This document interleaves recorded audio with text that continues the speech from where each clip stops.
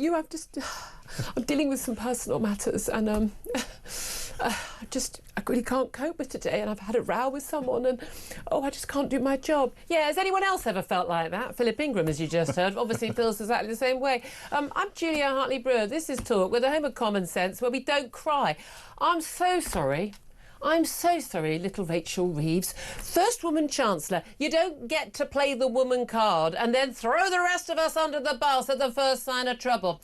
You cried yesterday, not because you had a row with Keir Starmer or Angela Rayner or the Common Speaker Lindsay Hoyle, or because you weren't backed by the Prime Minister in questions from Kemi Badenoch about your future. And by the way, the Prime Minister's lying. You're not lasting all the way to the next election or beyond.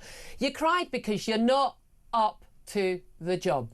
You have been over-promoted, you overfilled your CV, you made claims that were not true. Some might call them actual lies, because most of us could remember whether we'd worked for, 10 years or 5 years at the Bank of England as an economist. Some of us could remember whether we were in the complaints department or an economist at Halifax Bank of Scotland if we'd worked there for a number of years.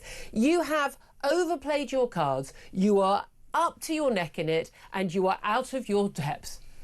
And that is why you couldn't cope with the pressure when it came to it. If it was a personal matter, Rachel Reeves, stay at home. If it was serious enough that you could cry in public, moving the markets, taking £3 billion off the markets, putting the cost of public borrowing up, probably people's mortgages up as a result of what you did, the cost of the pound, people are going on holiday, is going to get fewer euros for their pounds because you couldn't hold the tears back. I'm sorry, Rachel Reeves. As I said yesterday, it's as simple as this. Man the hell up. Anyway, welcome to the show. I think I've got that out of my system. I felt I needed to. Emotions, us girls, they do sometimes just overrun, don't they?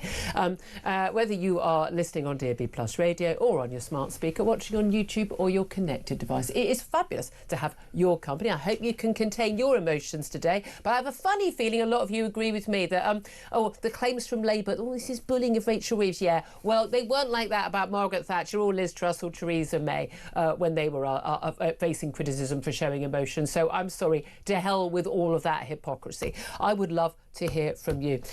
What is your reaction to the Prime Minister guaranteeing Rachel Reeves' job, but only like when being pushed on it? And we'll play you a clip of him on Chris Evans a little bit earlier this morning. What is your reaction to that? 0344 499 1000 is the number to call. You can also text the word talk in your message to 87222. You can also get in touch with us on X at Talk TV. Calls are charged at the national rate. Text costs £1, standard network rate message. Before I tell you all what's going on, the rest of the show, Philip Ingram, as you've heard already, having a little bit of a tearful moment too. Philip Ingram, MBE, is a former senior military intelligence officer and joins us in the studio. Morning to you. Stop your crying. We'll not have any of this. Yes, ma'am. Imagine what our kids are like. Good God. Anyway, we're going to be talking about Rachel Reeves. Talking about the Prime Minister backing the Chancellor, also in a Talk exclusive, you'll have heard this on MG's show as well, desperate council officials are offering landlords lump sums in cash and promising to fully refurb their properties in a frantic scramble to get them to agree to house migrants from asylum hotels. They're offering 5-year leases, you name it. But emails seen by Talk reveal local authorities are offering 6 months' rent up front, plus deposits up front, and redecorating properties if they agree to take them on those long leases. It's extraordinary. Also, latest example, just the latest of two-tier justice. After an engineer, Joseph Haythorne, was jailed for 15 months for a tweet that was near identical to that Lucy Connolly wrote. Both sent them last summer in the wake of the Southport riots. He was jailed for 15 months. She is still serving her 31-month sentence. Why on earth are we getting different sentences for effectively the same crime? We'll talk about that a little bit later as well. Philip Ingram, am I being harsh? Am I bullying Rachel Reeves for not having any sympathy for her tears at PMQs yesterday?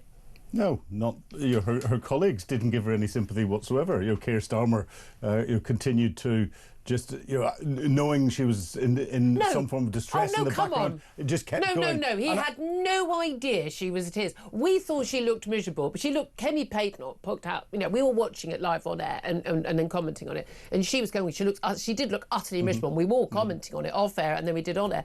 And it was only when we saw a close up we could see the tears. There's no way. I mean, God, I don't defend this Prime Minister often. There's no way he would have known that the woman to his left was crying. The face that I thought was told the complete story was Angela Rayner. Oh my goodness! Face like thunder. Well, it was contempt. The contempt she was showing both of them. Because you could see her glancing at both of them, and TikTok, when am I getting the top job? Her eyes were burrowing into the back of Keir Starmer. What did you make? I mean, as Kemi Badenoch pointed out once again, asking the Prime Minister to guarantee the Chancellor's position yesterday, and everyone's saying, "Oh, this is when the tears started." She was looking visibly upset before then. In fact, she was visibly upset when she entered the chamber, before she had a conversation with the Speaker, Lindsay Hoyle, when he'd basically said to her, look, our little spat in the Commons yesterday when he told her off for giving too long answers, had got into the papers and they shouldn't be having that in public. She'd said to him, "I'm under so much pressure." Now, we know this happened. We confirmed that this conversation happened. It was witnessed by other people. That has been confirmed. But she was upset before then. But the Prime Minister did, as Kemi Badenoch pointed out, and by the way, Kemi Badenoch had a stonkingly good PMQs yesterday. Now it's all been taken over by this. But she pointed out that the Prime Minister was asked to guarantee her job. He categorically failed to do that. And it was only later on, much later on in the day, that he did actually confirm her job, which I think is very, very telling. It's very telling. The trouble with getting rid of a Chancellor or anyone at that sort of high level in the first year or just after the first year of you being in office is you can't get rid of their successor, because again that's just reinforcing you're stuck with it. The evidence is, Liz Truss more recently, Margaret Thatcher, her day, that once you get rid of a Chancellor, then your days are numbered. She is performing the role of human shield for the Prime Minister, is she not? Because, well, she did the winter fuel allowance. Which is not a very good one. Yeah, and she did it. She's responsible for those tax rates. But at the end of the day, he's the First Lord of the Treasury. Yes, that's what it says on the Downing Street door. That little sign above the sort of letterbox effect. Well, not a letterbox, in fact, just a plaque. He's in charge. Yeah. Ultimately, it doesn't happen unless he okays it, and he appointed her. But he wants to use her as like the lightning rod to take all the heat. But I suppose the reality is, après moi le déluge, like, how much worse could it be? I mean, look, it's not going to be Angela Rayner as Chancellor, although, she's very good at working out the cash you can get from local councils and the like, isn't she? And everything else, But, I mean, you look at what Pat McFadden, Shabana Mahmood, the current Justice Secretary, I mean, Pat McFadden is itching at the bit. He's sort of, basically his deal maker. He's very, very, very influential behind the scenes. I would say more influential than the Prime Minister. But realistically, the same choices have to be made by whoever is in charge. And they just got worse as a result of her crying publicly in the chamber. Well, it's not just you that got worse from that perspective. It's got worse that the whole thing has made the Labour Party, with this stonking majority, actually show that it is impotent. It can't do anything. Labour lefty backbenchers who will constantly vote for pay rises for everyone in the public sector, up the minimum wage, more taxes on the wealthy, more spending on this, more spending on that, don't cut welfare. I mean, at the end of the day, that's what they want to do. They are not going to allow anything that doesn't do that. Exactly. At this point, you may as well not bother having a Chancellor. Well, let's just put John McDonnell in charge. He wanted to be Chancellor. Yeah, we may as well not bother having a government that was elected on a manifesto, because they haven't kept any of their manifesto promises at the minute. There's no plan for them to take anything further forward. And it's just been proven that if they did come up with a plan and they did put it in, then their backbenchers are not going to let it happen anyway. And it was we talked non-stop about this all week. It was a pretty pathetic reform of welfare as it was, and wouldn't have actually cut welfare. It was just going to have a smaller increase in welfare. Now we're actually going to cost more. Let's have a little watch and listen of an interview that Keir Starmer did this morning with my colleague Chris Evans, just down the studio at Virgin Radio. Sadly, I wasn't in the office in time to sort of nab him and drag him into the studio with Mike Graham. But I mean, as much as I love and admire my lovely colleague Chris Evans, I'm thinking perhaps Keir Starmer preferred to get questions from the children who sent their messages in rather than some big boy questions from Mike Graham or myself. Just throwing that out there, Prime Minister, you are for it. No Prime Minister should ever be afraid of taking questions from any journalist, is my view. And if you are, maybe you can't back yourself up. But this is what Keir Starmer had to say when Chris Evans asked him about the crying by his Chancellor. I actually personally didn't even appreciate it was happening in the chamber, because I came in and I've got questions being fired at me and PMQs, and so I'm sort of constantly up at the dispatch box and down. But I think we just need to be clear. It's a personal matter, and I'm not going to breach Rachel's privacy by going into what's a personal matter for her. Personal matter for the Chancellor. That's what we're being told it is, a personal matter for the Chancellor. But again, the story has changed 2 or 3 times, so we shall see.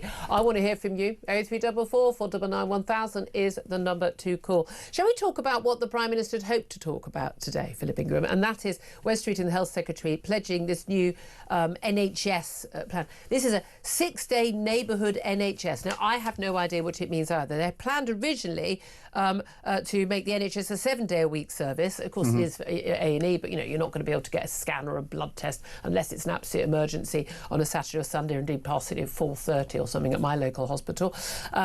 But pledging to build a 6-day neighbourhood health service to reform the NHS. It's part of the 10-year health plan. Promises to be one of the most seismic shifts in care in the history of the health service, moving a lot of services from hospitals to local clinics. Every part of the country will have to offer access to care 6 days a week, 12 hours a day, one-stop centres providing tests and treatments for most diseases, and hospitals reserved for specialist care. Means basically focusing on getting more GPs, like dentists and all tied into the NHS, rather than so much focus on consultants, which, people are often waiting months to see. It sounds absolutely great. Will it happen? Will it make any difference? Yeah, not so much. Yeah, well, it's back to the good old cottage hospitals that, surprise, surprise, worked in communities, brought communities together, and got people healthy again, and then back into work. But if I recollect, back when the Labour government was in beforehand, they tried something similar to bring local diagnostic centres and GP-run local care centres and all the rest of it, and it proved hugely too expensive, significantly more expensive than the big central hospitals. So then changed the plan. But also one of the reasons why at one point they were closing down lots of cottage hospitals was because your chances of survival, if you went to a big teaching central city hospital, you had better chance of surviving than you did if you had a heart attack or anything like that than if you did go to a local place. But again, most people find issues trying to get a GP appointment. People turn up at A&E, and there's kind of no choice between the two. But also the idea that people only get sick Monday to Friday. Again, it's like a restaurant saying we only work Monday to Friday, but we don't work Saturday and Sundays. I'm sorry, okay, you might take a Monday off, but that doesn't fly. It just doesn't work anymore, and people won't put up with it anymore. And again, especially when you no longer have the GP call-outs. When I was younger, my mum was constantly on call at a weekend and taking call-outs to people, at 3 in the morning. But my local A&E, you go in there, you book in, unless you're brought in as an emergency. You're then triaged by a nurse. You're then triaged properly by a paramedic. The nurse just said a quick word with you. Paramedic then decides whether you go to see a more qualified nurse, or you go to see a GP. They've got a GP in there, or you go into the proper A&E for... Hundreds of people see you before anyone treats you. Well, at each time they're assessing where you fit in the priority list. And then, if you are a higher priority, you get seen very quickly. They're not allowed to send people. One of the key things, I think, especially with ambulances and indeed in A&E, they should be able to say, no, go home.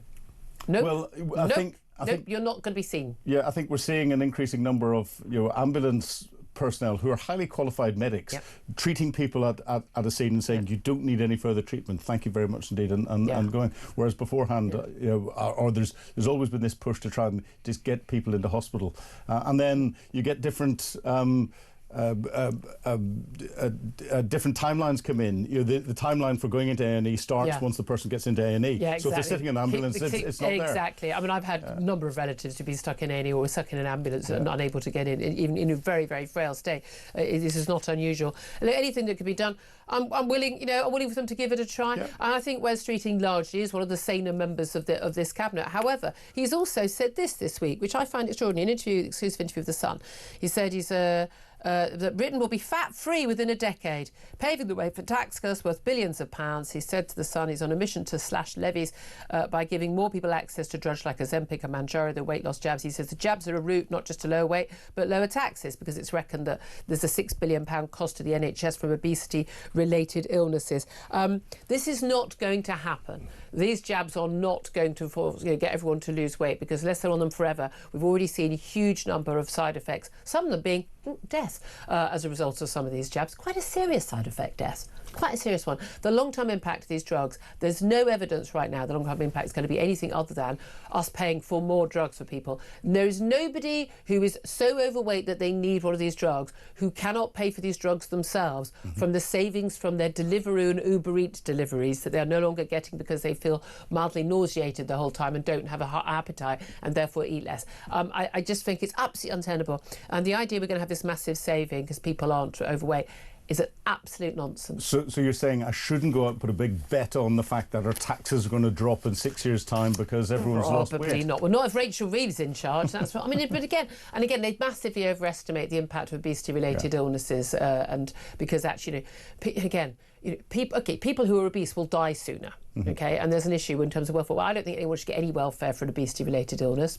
Tough. It's not, you're not being you're not being affected by obesity. You've chosen.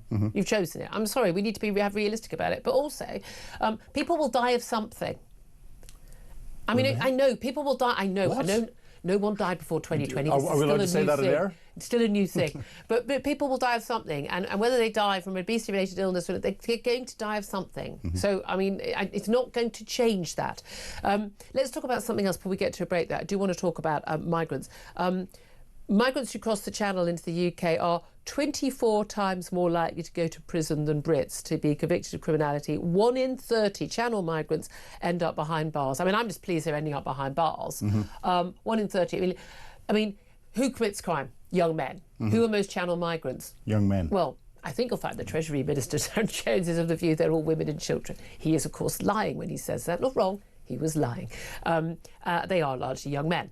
But yes, they've been convicted of criminality on this rate. It's almost like it wasn't a good idea to have a whole load of young men from alien cultures coming to our shores and were able to roam free on our streets after arriving here illegally. I mean, it's almost like people saying that wasn't a good thing. A right? Yeah, well, it's almost like saying we should have some form of deterrent and we take them out of this country and put them somewhere else so they're someone else's problem. Almost like that. I mean, by the way, this ties in with the Talk exclusive. We've seen an email of a local council offering landlords cash and a full refurb to home migrants. Basically, we'll give you, 6 months up front. We'll give you a deposit up front. We'll refurb your home. We'll guarantee all the utilities, anything, any damage, blah, blah.